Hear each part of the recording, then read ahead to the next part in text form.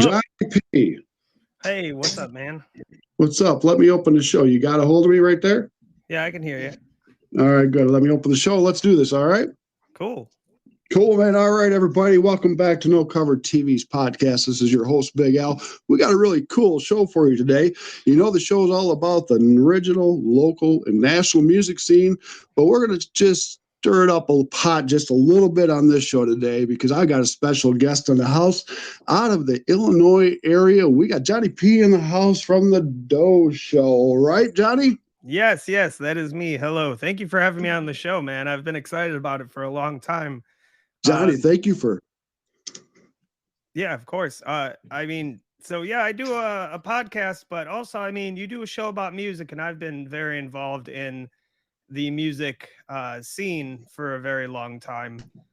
Not necessarily like some big kind of musician or anything like that, but I've definitely, my first gig was carrying my dad's equipment on stage when I was, old enough to carry it. Yeah, I noticed you post stuff. We talked about your father being in the business back in the day doing music. What type of music did he play? So he, started off back in the day doing like hair metal. He was in a band called Outrage with some of his buddies. And I still talk to one of the guys today. He actually gave me a bunch of their old cassette tapes, like one that, was released to the public and another one that wasn't, and a couple other like practice tapes. And I'm actually going to be digitizing those for him soon. So that would be really cool. That will be cool. That is awesome. So what era did you grow up with the music scene? I was born in 92, but okay. I was raised on classic rock by my dad. And, once I had a brother that was 6 years older than me. So I got like a pretty wide range of music growing up. But when I was younger, it was mostly classic rock, stuff like that. I had my best friend's band in high school. They were an 80s hair metal band, but we were all in high school. And they were called Down and Dirty, and I actually went on tour with them 2 different times. We went like all the way to Oklahoma, all the way to New York. So that was a trip for sure. That's different when you go on the road, isn't it? It's a crazy time. We were lucky enough to not have to stay in motels as often because we knew people along the way. But oh man, it's a hard life. Yeah, it's a hard life. We had a little like a rental van, and I think they put like a metal bar right in the middle of the seat so that you can never ever get comfortable. We don't want you to be comfortable. Oh man, that sounds pretty fun back in those days doing that with an 80s hair band. Cool. Yeah, definitely. And that was I grew up in a town called Plainfield, Illinois, and if the name gives away anything, it's not that cool or crazy, but we kind of did have a pretty good music scene when I was in like, middle school, high school. There was a lot of different places that would have shows, like all ages shows. My older brother was in a band. They played all over like our local area. So it was cool to like grow up with a music scene. And I feel bad for people that live in certain areas where like they don't know anyone who's in a band. They don't have a place they can go see like a local show or anything. Very true. And that's what I like about doing the podcast is it gets out all over the place for the United States and the world into the local little small towns that, like you said, it's hard for them to hook up with people that do what you do and do what I do in the music scene and get hooked up with others. And I tell people to stick with it, seek it out. You got the platforms and the internet that you can use to help you with that, to get your music or whatever you're doing out there. What do you think about that, Jonny? Yeah, that's exactly how I feel. Even if you, people have big dreams and stars in their eye of, I want to go to the big city and, take my band and my music into the big city. It's like, no, you don't have to do that. Like find a local place. Even if you're not old enough to go play at a bar, go find a local place, rent out a VFW or something that has an extra hall, get some people together and do a show locally, start something local. Instead of just, waiting until you have that opportunity to go somewhere where you think you might have a better chance at, playing or doing music.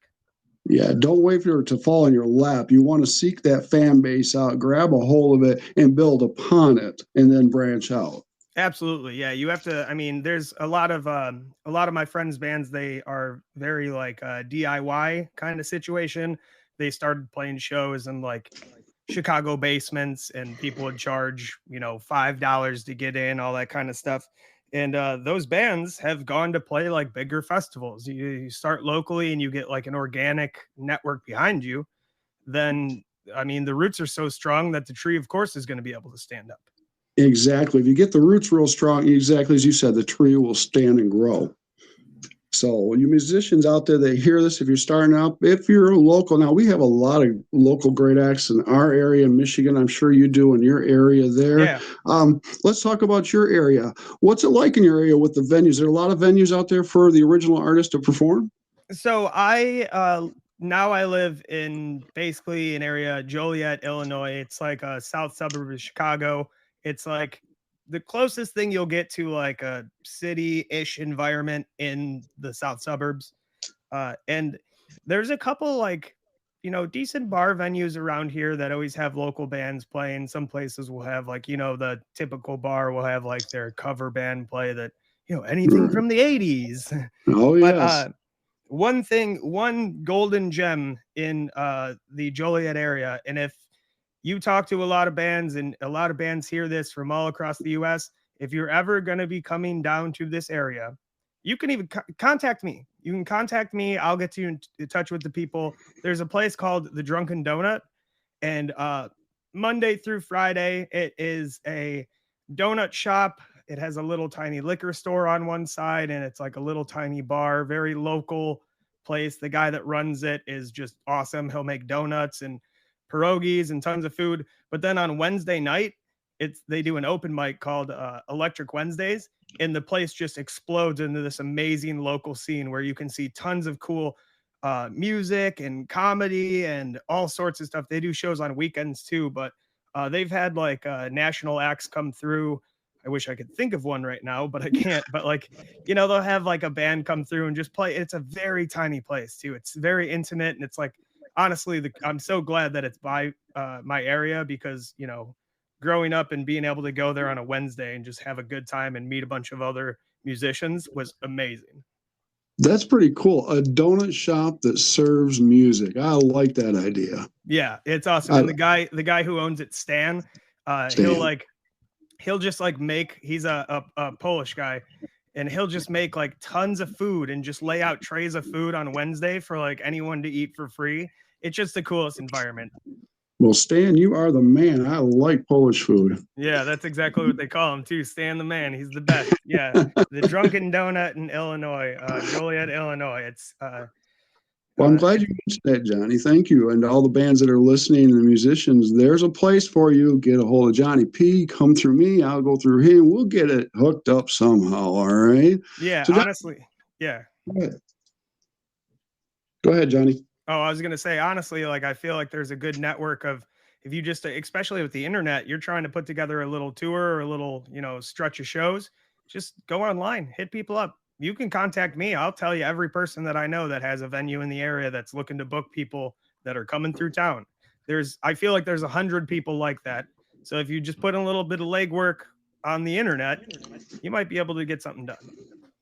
I agree with you, Johnny. It's the little bit of legwork and just jumping, I would say, like a frog from puddle to puddle and town to town, rubbing elbows and just spreading the word and get it on the platforms and keep promoting it. Get on Facebook, all these other sites. I'm a little older. I don't get on all of them now. So yeah, they're growing so exponentially. It's hard to keep up with all of them.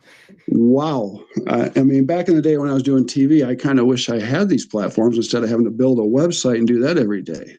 Yeah, absolutely. So that's cool that the website now you know some local bands in that area. You sent me their information, and I unfortunately haven't talked to them yet. But talk to me about the two that you did mention. So the first one I'll talk about is a band, Lunatics.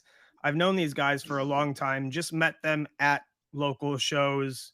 I think I met them at a local small festival, and they were just the nicest people. Also, thing for bands, if you're coming through town, you have to be cool. You have to be nice and cool. You can, like unless you're like, I mean, Iggy Pop or something, you can't just be a jerk, or else people aren't going to want to even listen to your music.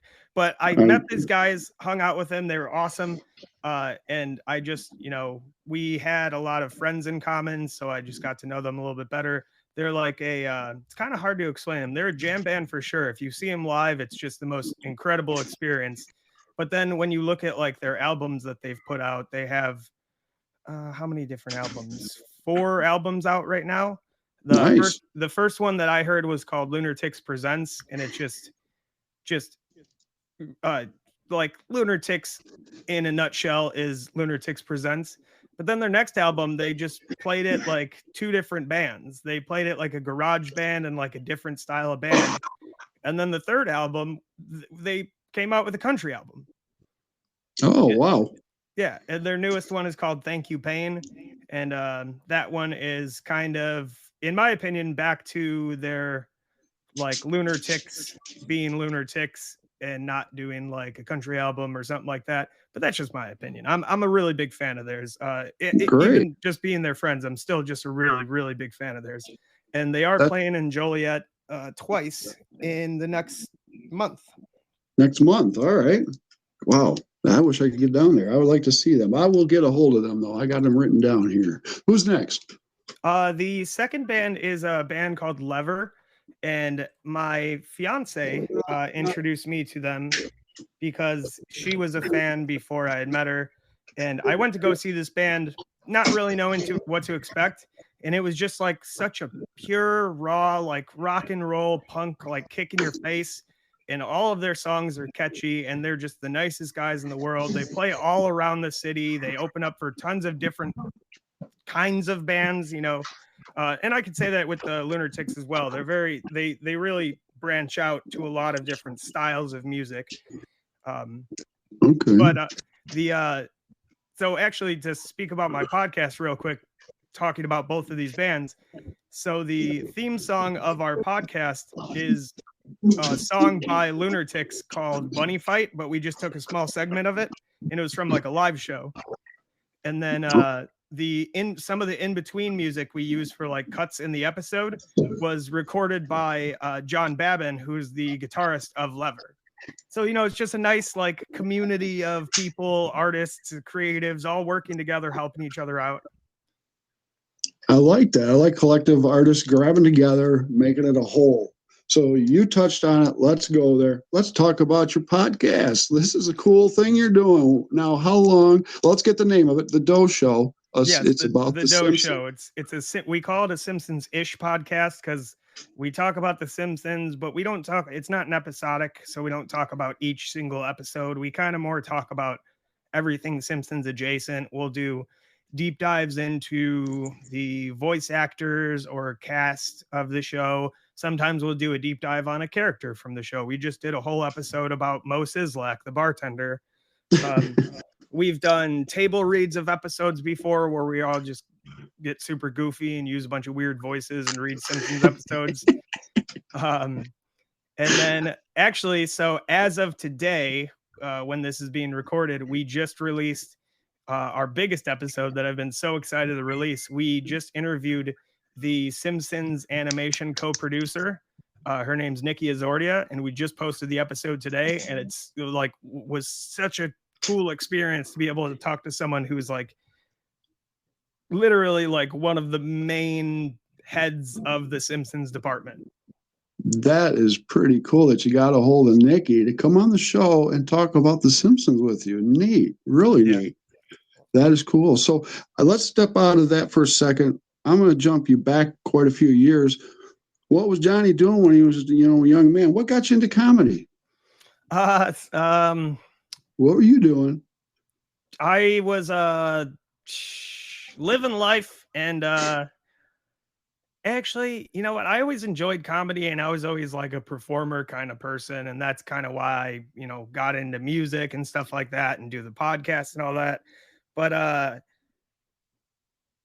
don't know. I wanted to do it, and I saw an opportunity to do it, so I went to go see an open mic comedy show in my area, and I mean, I wanted to go see how good everyone was and see if I could like actually do it without embarrassing myself. And I saw like at least 2 or 3 people. I was like, "Oh, I can do better than that. I can definitely do that." So I did Wow. it, and I enjoyed it. I did it for a while. I was working at a music venue in Joliet at the time. It was called Mojo's at the time. Now it's called the Forge, completely different venue. But I was working there, and they had some stand-up comedians come through, and I actually got some cool opportunities from doing that. I was able to open for Brian Posehn, who is Nice. not only a really good or a really great comedian, but he does a lot of work with comic books and also huge metal fan. Huge metal Ah, fan. liking them. So I was able to open for him. That was about the same time that my dad passed away as well. So I feel like I may have been doing comedy for like a coping mechanism kind of thing. You know what I'm saying? Like just get me something to do and keep my mind off of the real life situations that I'm in. I understand, definitely. Now, when you did that, now I'm in the music scene and stuff, and I've been to comedy shows, and I've thought about it. I just don't have the guts to get on that stage and try to be funny. I mean, I can go on TV for years and introduce bands and interview people, but to do that, I can't. There How do you is do it? Where did you get that? I don't know. I'm gonna say the balls to get up there and do it. well, like I said, I went to that first open mic and I saw a couple people bomb, and I was like, all right, well, I'm not going to do that bad.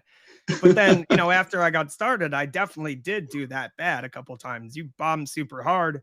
And I mean, the difference I would think, because I've never been on TV, but I mean, the difference between music and comedy and like a lot of other things in comedy is, you know, it's not like as a band, you go up and play a song. And at the Mhm. end of the song, if people don't clap, then you go back and change your song. Like Right. comedy is very vulnerable. You're right up there. You're looking right at everyone's faces. If you say something that you think is like, oh, this is gonna hit, and it doesn't, then you just have to like deal with that silence and like continue from it. Uh, You got to swallow it, don't you, and move on. And yeah, then you got to swallow it and avoid. move on. Yeah, try and get control back a little bit and then say something else. I would, be looking out for, possible bottles being thrown my way or anything like that. Wow, I mean, because it's kind of risque up there. Now, what kind of, I mean, comedy, I wouldn't say is comedy because there's slapstick, there's your raw comedy, there's your raunchy comedy, and just your fun comedy. Where were you at on that? I was definitely in the realm of fun comedy, goofy situations. I Well, weed's legal in Michigan, right? So Yeah, I'm in Illinois. It's legal. So I like to would see. just, yeah, I just would. I like to get really high and think of goofy ass ideas, and then I still do it. I don't do stand up anymore. I just don't really have time to go out to open mics and stuff. But like, I still have just a list on my phone of goofy things I come up with and jokes I write down and stuff like that. So it's always really absurdist like situations. Uh, and there's one joke I can think of, and like I said, I haven't done stand up in a while, but one joke was, have you ever been so high and you're sitting there and you feel like you're about to be interviewed on 60 Minutes, and it's just like, tick, tick, tick, tick, tick, tick, tick, tick, and then the bell goes off and you remember your pizza rolls are ready in the kitchen? Oh my goodness, I'm not even commenting. Yeah, just I mean, silly stuff like that. I would always enjoy just like improving on stuff in the middle of it. And that's like, I mean, that is a big tie with me in everything I do, whether it's music, podcast, comedy. I really enjoy the improv of it. Like That's now I grew up on like classic rock and roll. But now I'm very big jam band fan. okay. All right. I love the improvisational aspect to it, and just like you could see the same band 3 days in a row, and every single night it is going to be something you've never seen before from that band. That's cool. That's when you can check that stuff out. I like that when they change it up on you. You Yeah, see a definitely. different show every day or every other night. Yes, I like that. So how long have you been doing the podcast? We started. We're just over a year now, Okay, which great. kind of makes sense, but kind of doesn't, because we just got to episode 50, and you'd think we post one a week, we'd be at 52, but we're not. But we just passed a year. We just the Nikki Azordi episode, the animation co-producer, that's our 50th episode. So we've been doing it about a year. I started with two friends. One of the friends I started with, he had scheduling conflicts, so he couldn't do it. So I got another buddy of mine to hop in. The whole group, we've all been like good friends since, middle school kind of situation, but they moved out to California. So we do everything online. Okay. Record the episodes. I do an edit of it. I send it to my co-host Ryan. He does more of a audio quality edit for it, and then we post it. Boy, you go all out on that show. I like it. Very nice. Very nice. So you are probably, we got to hang out because you're probably a crazy guy to hang out with. I think we'd have a lot of fun. I think so too. If I'm ever, I don't know what area of Michigan you're in. If I was on video, you could show me your hand and point to it, and I'd be like, all right, cool. Right here. I'm by the lake shore, Grand Rapids. Oh, Grand Rapids. Okay. Yeah. I mean, we pop over to Michigan every so often just to stop at the nice stores towards the southern border. You know what I'm saying?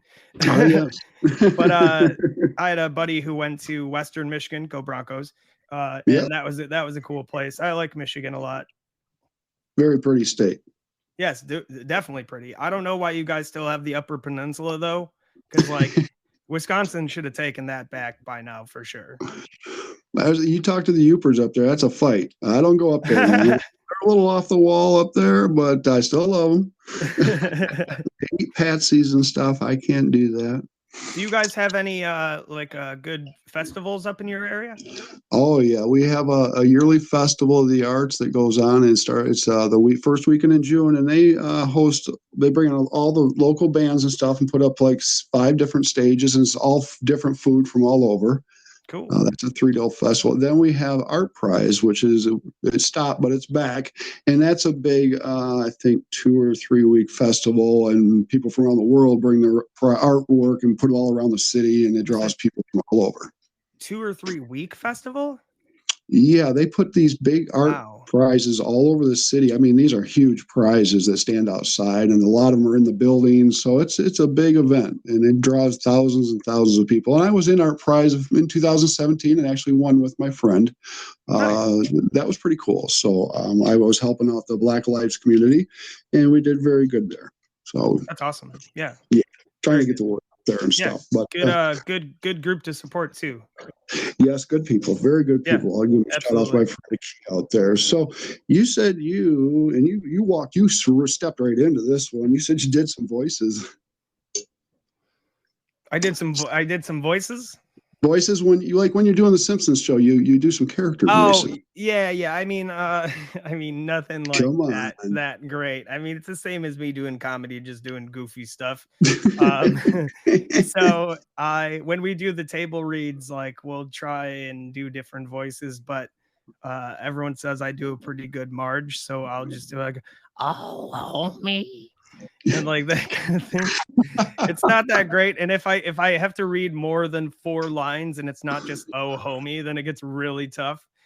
But me and my buddy, we did like a little improv skit back when I was doing comedy, because I ran my own comedy show in the basement of this awesome Cajun restaurant in Plainfield. And we did a little improv thing, and it was the Mr. Mario show, and it was Mario, and he was Toad, like from the video games. But we didn't talk like them. We just did like, oh, hey, how you doing? Like this Italian, like oh, Mr. Mushroom, I'm not feeling so good today. I don't want to go to my Mario party. Just stupid stuff like that. I love it. That same friend is actually working on a cartoon now called Aphrodisiac Jacket. And he's doing shorts based on one of his characters, Uncle Wally, which was based off of a character that I played at Summer Camp Music Festival, which I will be going to this year. But he just did a little short, and I did some voices on that, and that should be posted soon. That's pretty cool, Johnny. I like that. Now, you do the Simpsons. Now, I hate to say this, but I'm kind of a South Park guy. You know what? I love South Park. I All love right, South Park very much. good deal. All right, now what do you think about South Park? I really like South Park. It's with South Park and Simpsons. Well, I mean, up until I started this podcast, it was the same thing. Like I watched it a ton when I was younger, but like now I don't really watch too much TV like that anyways. So like I didn't really keep up on it. So now because I do the podcast, I've been watching a lot more Simpsons, but with South Park, I'll catch like an episode every so often, but I haven't really kept up with it that much. But I'm kind of glad because then that just means like, I have one day when I'm sick and I'm like, oh, what am I gonna watch? Oh, let's catch up on South Park. There you go, binge watch South Park. Exactly. Yeah. I remember in the 90s when it came out, I was on that show every night and making the voices, Cartman and everybody. Oh, You guys, you guys. Cartman's in the house, everybody. Here's the thing, like I feel like I mock a bunch of different characters, but in my head it's like they're just terrible versions of all the characters. That was freaking good though, man. Can you talk to Mama about the kitty in Cartman's voice? I forgot what he said. You know what he said. Kitty's being a dildo. I know a certain kitty that's sleeping with mommy tonight. You hit it right on the head, Johnny. Oh, that's like one of my favorite lines from the show. I watched the movie. If I watch the bigger, longer, and uncut, if I watch that, I cannot help but like quote South Park or sing the South Park songs for like a week after that. Oh, and poor Kenny getting his butt kicked every show. In the later seasons, though, I like how they played it out with the later seasons where they made it like he actually was a superhero and like, the way that they played into all of their long running jokes was just fantastic. It is great. Now we touched on that. Now this you talk about the Simpsons, but now what about all of this stuff that people talk about that the Simpsons know the future? We just did like a 45-part series about that. I did a bunch of research for like a whole week and I put together this like 20-30 page document of all the different predictions that I could find on the Simpsons. And then I did research into when the episode came out, when the prediction occurred, and then past that. And I mean, realistically, it was like 9-part series, something like it was just a lot. It was way more than I originally planned on. But besides for maybe, I would say, if I want to round up, besides for maybe 4 of them, every single one can be easily debunked. Like the most popular one is the Simpsons predicted that Donald Trump would be president. Right. That not at all true. So the one thing they say is they had the image of him coming down the escalator just like he did in real life. That wasn't from an episode, that was from a little clip they put on YouTube like a week after he actually did that. So they were mocking what he did. Exactly. They were mocking it. And then the other one that seemed a little bit more legitimate, in the 90s, they had an episode where it was like a futuristic episode and Lisa was president. And she says, oh, we inherited a lot of debt from the Trump presidency. And people are like, oh, that means they predicted it. But no, in the early 90s, Trump was like in the newspaper saying he was going to run for president. He just never ended up doing it. But it was in the newspaper talked about, and they were just mocking that, basically. Okay. Well, I'm glad you did that, Johnny, because people will see and they hear what they hear and they believe what they believe. So it's kind of good that you kind of debunked some of that there. Yeah, we went through in grave detail because, like you said, I mean, it especially with like, I hate to sound like a jaded old person, but like, with modern day, all these TikToks and all that kind of, you get these 15-second videos and people can put anything in a certain order and make it sound right. And then you see that, and then you go tell your friend, oh, I saw that the Simpsons predicted blah, blah, blah. And then it just spreads like that. And they didn't look at the beginning or the end or even investigate it like you did. Yeah, no one's going to look into it because it's just, oh, I saw a funny video today when I was doom scrolling on my phone for 45 minutes. Yeah, I think some people have a little too much time on their hands and I need to think about other things. Yeah, it's Yes. the thing that kills me about that is like I can understand someone seeing a video, scrolling past it, seeing it, and be like, "Oh, that's interesting," telling a friend.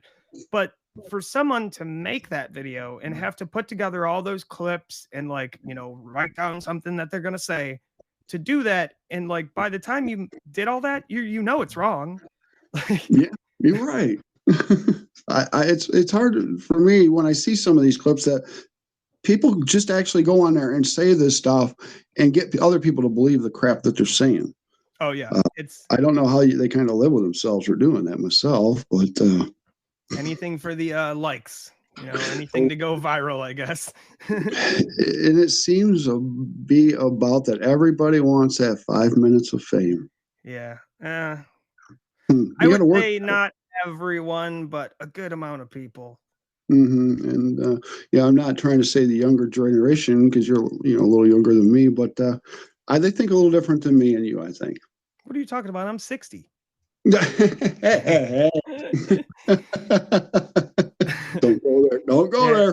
there. I do hear a lot of people talking bad on the younger generations, and I do not do that. I like to see the benefit in the younger generation. And also, I love to just call out the hypocrisy when people, oh, kids nowadays, they don't blah, blah, blah, and, blah, blah, blah on these phones or, destroying the youth.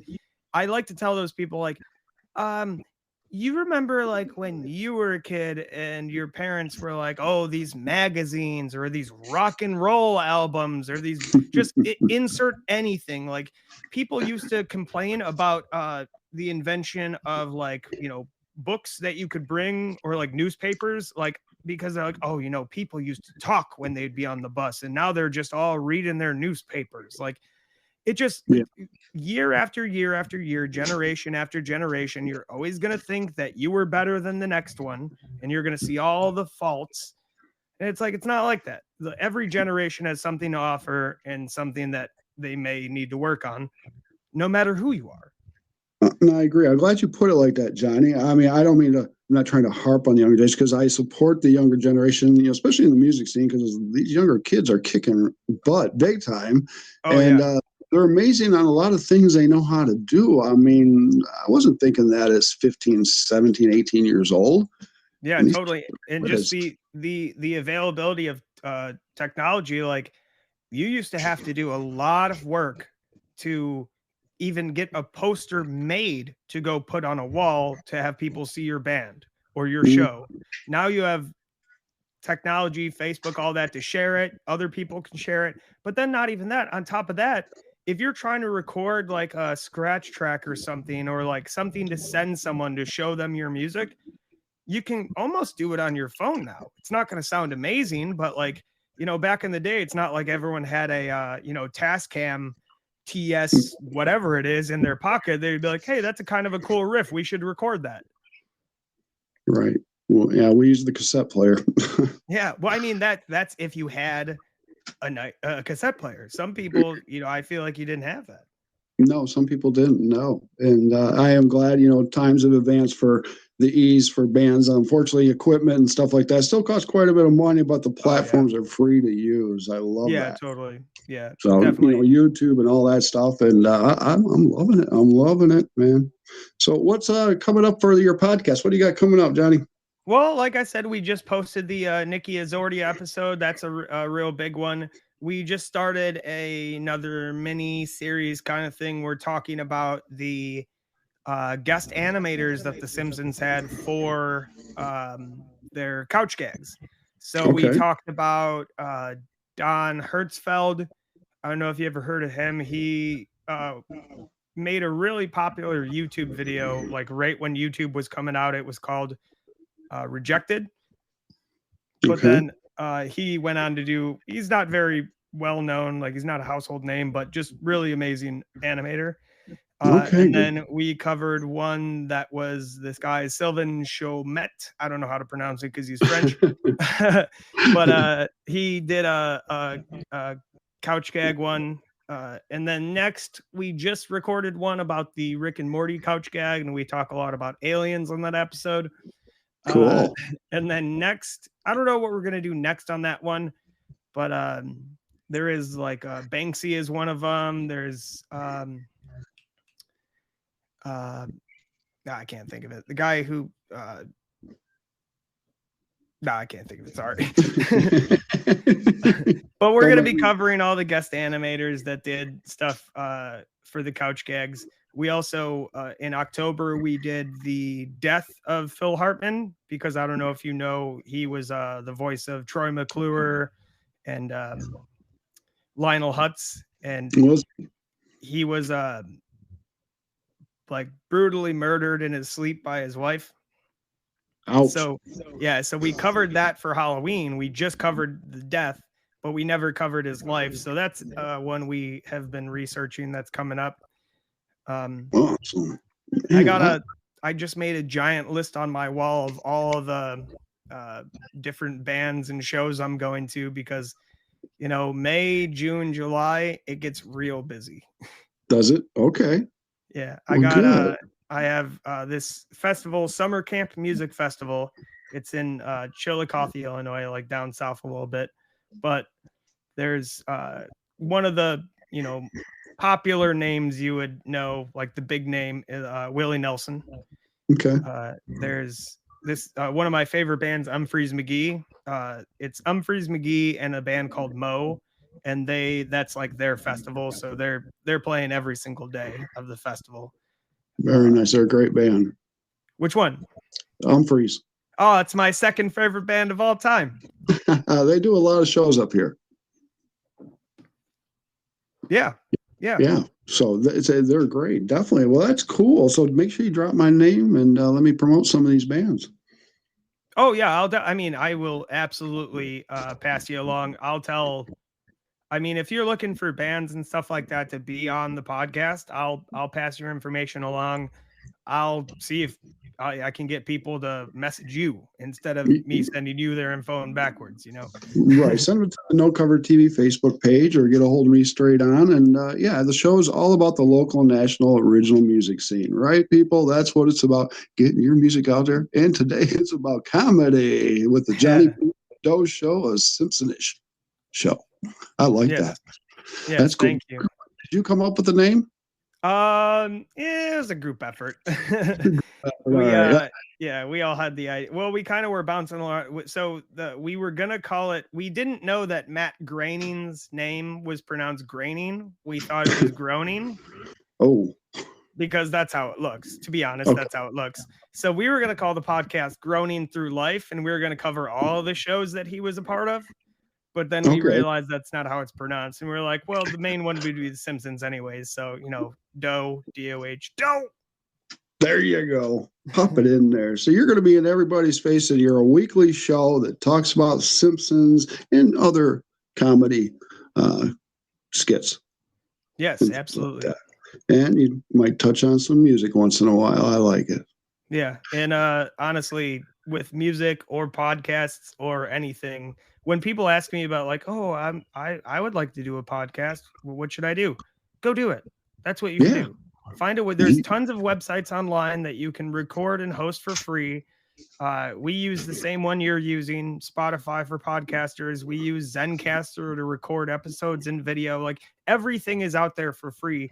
Just go do it. Don't make a list of things you need to do before you feel like you can go do it. Just go start doing it. Exactly. That's what I tell people. And I have a little, snippet commercial I put before every show that talks about doing that. Get your voice heard, get your original thoughts, ideas out there. People want to hear it and listen. Yes, they do. Definitely. Jonny P, we're at 39 minutes here. We have had a great show, my friend. You rock, brother. Thank you, man. I appreciate that. You rock as well, Big Al, and I appreciate you having me on the show. I appreciate it so much. Yeah, it's good what you're doing, like getting music out there, because people need to hear new music, local music. You'll hear a local band, you'll be like, oh, this is now my new favorite band.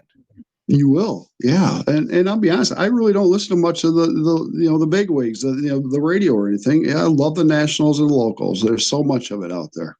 Yeah, there's so much, and that's also a good reason to, if you see a festival going on in your area, like say you see Summer Camp, you're like, oh, I like Umphreys, I'll go see Umphreys. You have 3 other days to figure out how many other bands you like. That's right, man. Check it out. Get off your butts, people. Check these artists out. Whether any entertainer, get out there, spend the money for the cover charge, the swag. Check out the artists, whether it's music, comedian, they're acting, whatever they're doing, because it's a hard business. It's not easy, is it, Johnny? Yeah, it's not easy, and people put a lot of themselves into it, and just even if you can't make it out to a show, or you can't do a certain thing that you'd like to do, message that person and say, "Hey, I really appreciate what you're doing." That makes artists weak. That will give them the motivation to go and, maybe email a couple venues, or, maybe record another song or think of another joke, because they're all fired up because you told them that you actually like what they do. Right. Appreciate the artist. Go up and shake their hand and say thank you, because that's what makes them come back. Yeah. Yeah, exactly. I'm glad you said that, Johnny. Johnny, if you don't mind, I thought of a band I'd like to just end kind of throw on the end of the show here, a little bit of music. You won't probably hear it because I'm running it through the board, but stay with me and then we're going to end the show. All right. Sounds good to me. All right, I'm gonna play about 2 minutes of this, a minute and a half. All right, the band is Dirt out of Connecticut. They're a national band with the guys are great. The lead singer Chalice Blood's out of Florida, and check out Dirt. All right, in the show we did. Here's the music. Hold on, Johnny.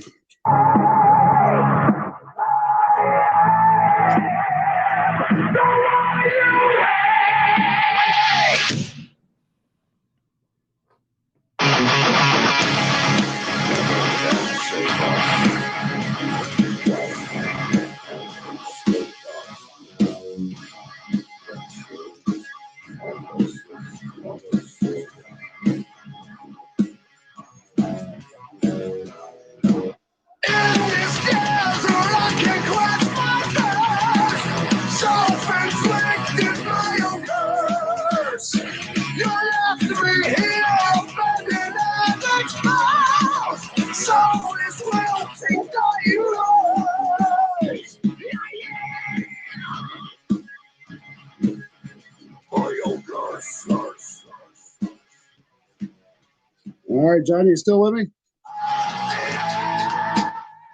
Yes, I am. Yes. All right. Did you hear any of that? Yeah, I heard a lot of it. It was a little fading in, fading out, just because of the way the mics are set up and all that. But Right. that sounds like some standing at the front of the stage with the mic in your hand, screaming rock and roll.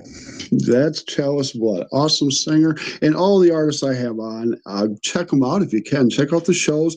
I instead of being on the TV show and have them play all music, now I get in depth with these artists. I pick their minds apart and everything about them, and then we just touch on some of their music.